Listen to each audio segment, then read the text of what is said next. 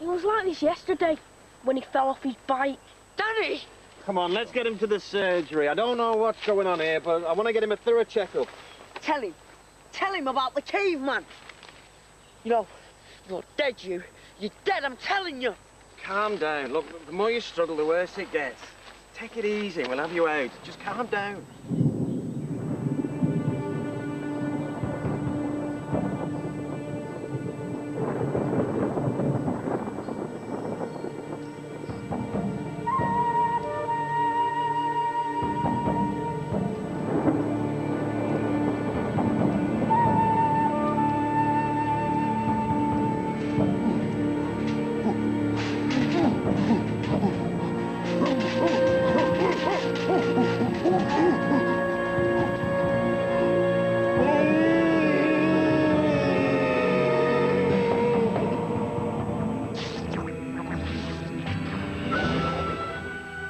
Stick at the Dump next Sunday evening here on BBC One at the slightly earlier time of 10 to 6.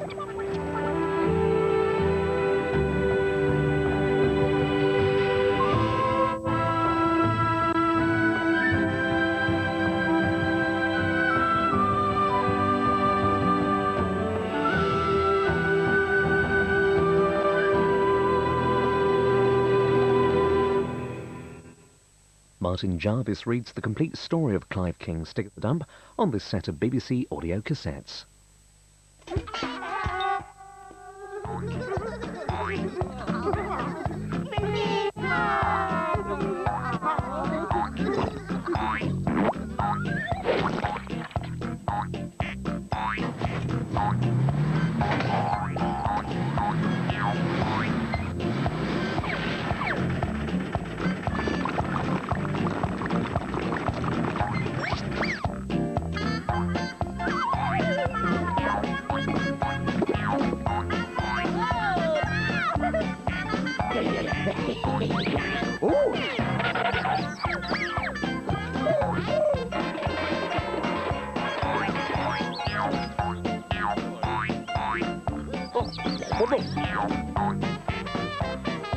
The new CBBS digital channel launches tomorrow.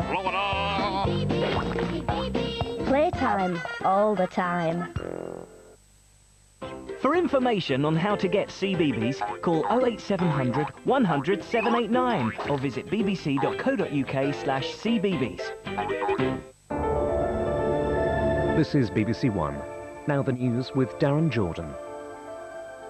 Books of condolence opened for Princess Margaret as the public pay their respects. Special prayers are said for the Queen's sister who died yesterday.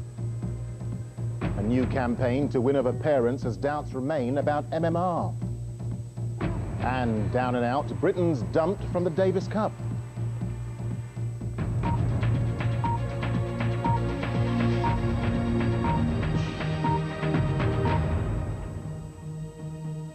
Good evening. Books of condolence have been opened for Princess Margaret at St James's Palace today. Prayers and special church services have also been held in memory of the Princess, who died yesterday. Our royal correspondent, Jenny Bond, is at Kensington Palace, where people have been laying floral tributes. Jenny. Yes, and the Princess's children, David and Sarah, have spent much of the day together here at the palace where their mother's body is lying at rest. The coffin is expected to be moved from here to the Queen's Chapel at St James's Palace in the next day or two, and that, of course, is where those books of condolence were opened earlier today for anyone who wants to pay their respects. The family want to keep things low-key, and the doors of St James's were opened with minimal ceremony. The contrast with the scenes following Diana's death couldn't be clearer, but this was for a princess of a different generation. No queues, no tears, just a steady trickle of well-wishers. It's a changed era from when she was young and vital, and I suppose there's not all that much interest in royalty in lots of regards today, but still I am, and that's why I'm here today. I just felt she deserved a small tribute from all of us for all the services she's given over the years, despite all the fun and playing she did. She did a lot of hard work. As the guards in their black armbands carried out their duties, another arrival was the actor and singer Jason Donovan. She seemed sort of warm and obviously supported various charities, and You know, like anything in this particular situation, your thoughts go out to families. At Windsor, the Queen joined in prayers for her sister at a private service.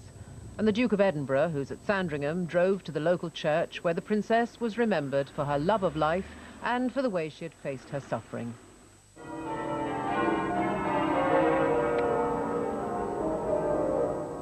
At Southwark, the bells were muffled as a mark of respect for the Princess, who was patron of the Friends of the Cathedral.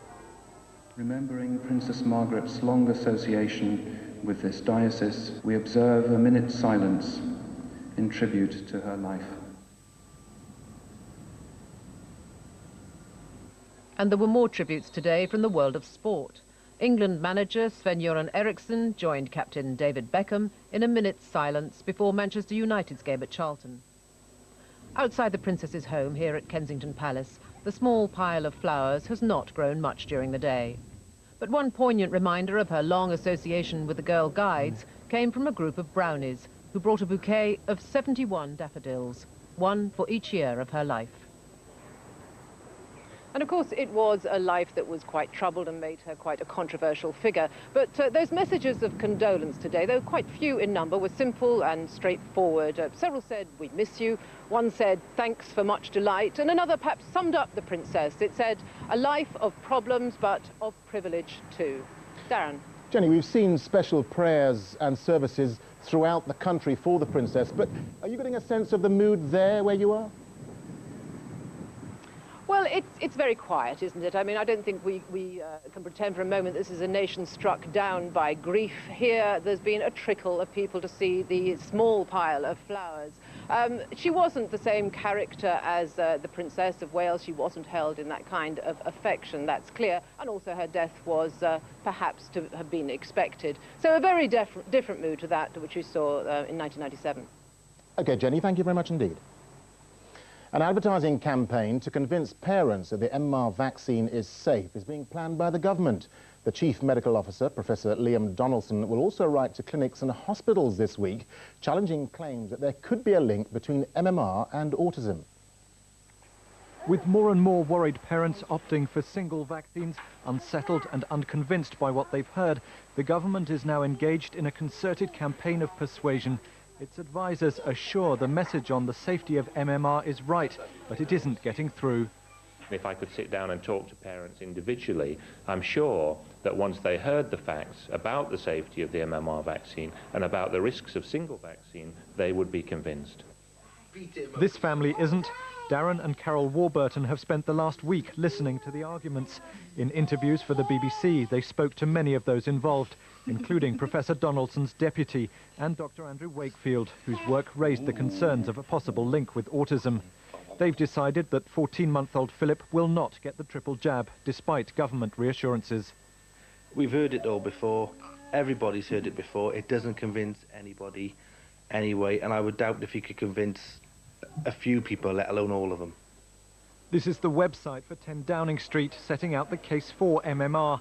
An intensive media campaign is now also being considered to dispute the validity of any link with autism. At St Paul's Cathedral today, a service to raise awareness of autism. Among those attending, the Mason family. Their 3 boys developed the condition, in each case a short time after receiving the jab. Their mother wants more research. All this money that's put into advertising the safeness of MMR, put that into research and find out why there is such a large increase in autism. The Department of Health is convinced this is a campaign it must win. A decision on new adverts has yet to be taken, but health workers will be targeting areas where the uptake of MMR is falling. Daniel Bircher, BBC News. Israeli warplanes have bombed Yasser Arafat's security headquarters in Gaza City. Palestinian police say a number of people have been injured. The attack came just hours after gunmen killed 2 Israeli women and wounded at least 5 other people in a gun attack close to an army base in southern Israel. 2 gunmen were shot dead by Israeli troops. Students in England will soon be able to take GCSEs and A-levels in subjects like tourism, manufacturing and design.